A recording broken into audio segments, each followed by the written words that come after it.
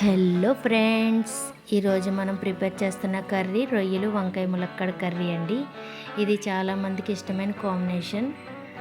ముందుగా స్టవ్ మీద ప్యాన్ పెట్టుకొని అందులో కొంచెం ఆయిల్ వేసుకొని ఉల్లిపాయలు, పచ్చిమిర్చి, కరివేపాకు వేసుకొని గోల్డెన్ బ్రౌన్ కలర్ వచ్చే వరకు వేయించుకోవాలండి.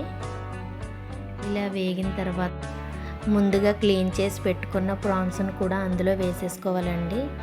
వేసిన తర్వాత ఉప్పు కూడా వేసేసి కాసేపు మగ్గనివ్వాలి.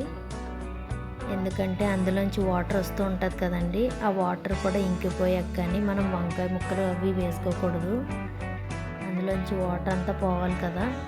చూడండి, అందులోనే కొంచెం ఉప్పు వేసి మూత పెట్టేసుకోవాలి. రొయ్యలు కొంచెం దగ్గరికి అయిపోతాయి కదండి. చూడండి వాటర్ ఎలా వచ్చిందో, ఆ వాటర్ కూడా బాగా ఇంకిపోవాలండి.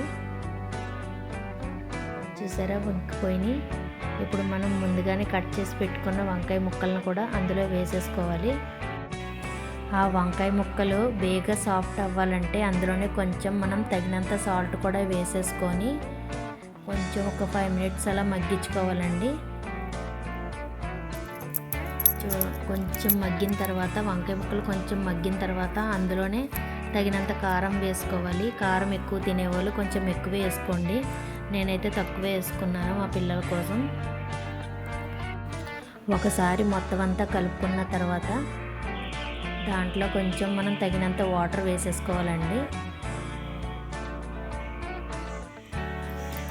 వాటర్ వేసుకొని ఒకసారి మొత్తం అంతా బాగా కలిపేసుకోవాలి. బాగా కలిసేలా కలిపేసుకున్న తర్వాత మూత పెట్టేసుకొని ఒక 10 నిమిషాలు మగ్గనివ్వాలండి.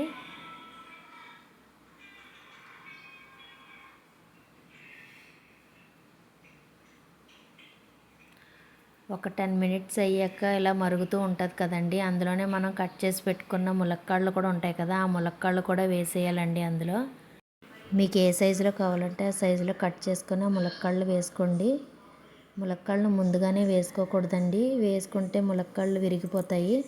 అదే మనం వాటర్ వేసుకొని కొంచెం మగ్గిన తర్వాత వేసుకున్నాం అనుకో, ములక్కాడలు విరగకుండా బాగుంటాయండి కర్రీలో.